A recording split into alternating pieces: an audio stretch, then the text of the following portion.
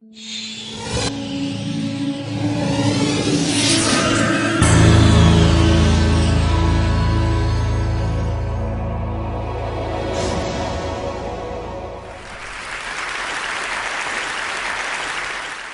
is Revolution 2.0. No one was a hero. No one was a hero, because everyone was a hero. Everyone have done something. We all use Wikipedia. If you think of the concept of Wikipedia where everyone is collaborating content, and at the end of the day, you've built the largest encyclopedia in the world. From just an idea that sounded crazy, you have the largest encyclopedia in the world. And in the Egyptian revolution, the Revolution 2.0, everyone have contributed something. Small or big, they contributed something to bring us one of the most inspiring stories in the history of mankind when it comes to revolutions. It was actually really inspiring to see all these Egyptians completely changing.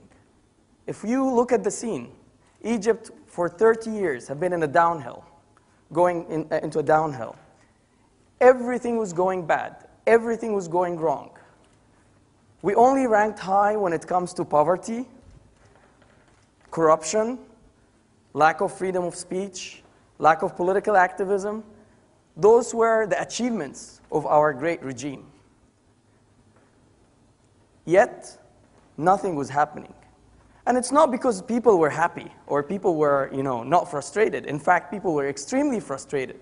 But the reason why everyone was silent is what I call the psychological barrier of fear. Everyone was scared.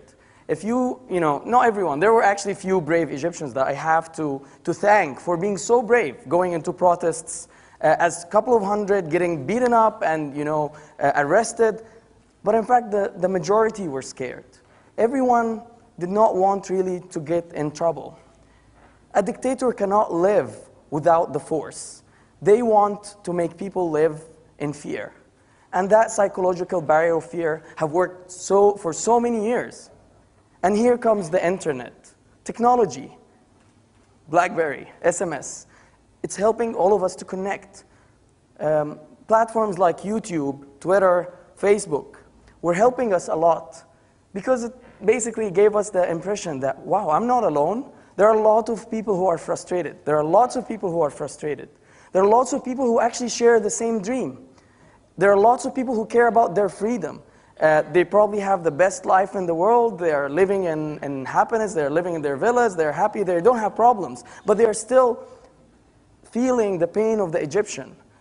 A lot of us, we're not really happy when we see a video of an Egyptian man who's eating the trash while others are stealing billions of Egyptian pounds from the wealth of the country.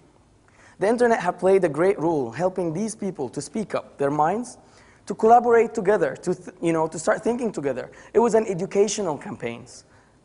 Khalid Saeed was killed in June 2010. The photo, I still remember the photo. I still remember every single detail of that photo. The photo was horrible. He was tortured, brutally tortured to death. But then what was the answer of the regime? He choked on a pile of hash. That was their answer. He's a criminal. He's someone who, escaped from all these bad things. But people did not relate to this. People did not believe this. Because of the internet, the truth prevailed. And everyone knew the truth. And everyone started to think that this guy can be my brother. He was a middle-class guy.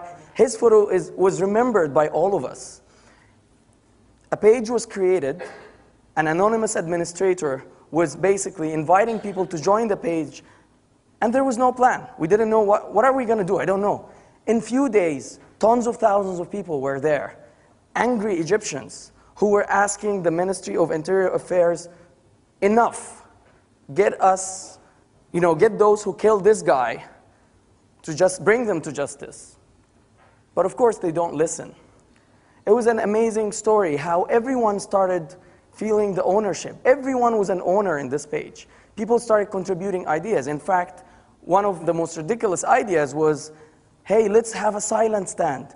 Let's get people to go in the street, face the sea, their back to the street, dressed in black, standing up silently for 1 hour, doing nothing, and then just leaving, going back home. For some people, that was like, wow, silent stand, and next time it's going to be vibration. You know, people were making fun of the idea. But when actually people went to the street, the first time it was thousands of people in Alexandria, it felt like it was amazing. It was great because it connected people from the virtual world, bringing them to the real world, sharing the same dream, the same frustration, the same anger, the same desire for freedom. And they were doing this thing. But did the regime learn anything? Not really. They were actually attacking them. They were actually abusing them, despite the fact on how peaceful these guys were. They were not even protesting. And things have developed until the Tunisian revolution. This whole page was again managed by the people. In fact, the anonymous admin job was to collect the ideas, help people to vote on them, and actually tell them what they are doing. People were taking shots and photos. People were reporting violations of human rights in Egypt. People were suggesting ideas. They were actually voting on ideas. And then they were executing the ideas.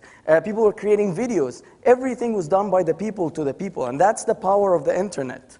There was no leader. The leader was everyone on that page. The Tunisian experiment, you know, as Amr was saying, inspired all of us, showed us that there is a way. Yes, we can do it. We have the same problems. We can just go on the street. And when I saw the street on the 25th, I went back and said, Egypt before 25th is never going to be Egypt after 25th. The revolution is happening. This is not the end. This is the beginning of the end. I was detained on the 27th night. One day, you know, thank God I announced the locations and everything, but then they detained me. And I'm not going to talk about my experience because this is not about me. I was detained for 12 days, blindfolded, handcuffed, and I did not really hear anything. I did not know anything. I was not allowed to speak with anyone. And I went out. Next day I was in Tahrir. Seriously, with the amount of change I have noticed in this square, I thought it was 12 years. I never had in my mind to see this Egyptian, the amazing Egyptian. The fear is no longer fear. It's actually strength, it's power. People were so empowered. It was amazing how everyone is so empowered and now asking for their rights. Completely opposite. Extremism became tolerance. You know, who would imagine before the 25th, if I tell you that hundreds of thousands of Christians are going to pray and tons of thousands of Muslims are going to protect them, and then hundreds of thousands of Muslims are going to pray and tons of thousands of Christians are going to protect them. This is amazing. All the stereotypes that the regime were trying to put on us through their so-called propaganda or mainstream media are proven wrong. This whole revolution showed us how ugly such a regime was, and how great and amazing the Egyptian man, the Egyptian woman, how simple and amazing these people are whenever they have a dream. When I saw that, I went back and I wrote on Facebook. And that was a personal belief. Regardless of what's going on, regardless of the details, I said that we are going to win. We're going to win because we don't understand politics. We're going to win because we don't play their dirty games. We're going to win because we don't have an agenda. We're going to win because the tears that comes from our eyes actually come from our hearts. We're going to win because we have dreams. We're going to win because we are willing to stand up for our dreams. And that's actually what happened. We won, and that's not because of anything, but because we believed in our dream. The winning here is not, you know, the whole details of the what's going to happen in the political scene. The winning is the winning of the dignity of every single Egyptian. I had this taxi driver telling me, listen, I am breathing freedom. I feel that I have dignity that I have lost for so many years. For me, that's winning, regardless of all the details. My last word to you is a statement I believe in, which is, Egyptians have proven to be true, that the power of the people is much stronger than the people in power. Thanks a lot.